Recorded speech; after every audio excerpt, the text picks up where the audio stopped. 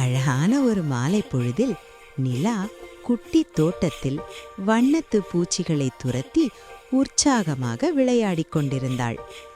திடீரென வானம் இருண்டு பலத்த காற்றுடன் மழை பெய்யத் தொடங்க பயந்து போன நிலா எங்கு செல்வதென்று தெரியாமல் திகைத்து நின்றாள்.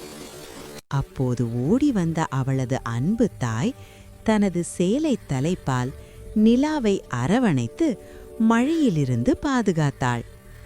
அம்மாவின் கதகதப்பில் நிலாவின் பயம் நீங்கியது.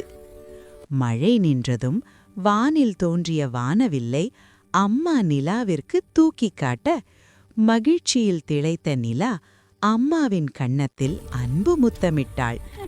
இன்றும் என்றும் உலகின் மிகச்சிறந்த பாதுகாப்பு அம்மாவின் மடிதான்.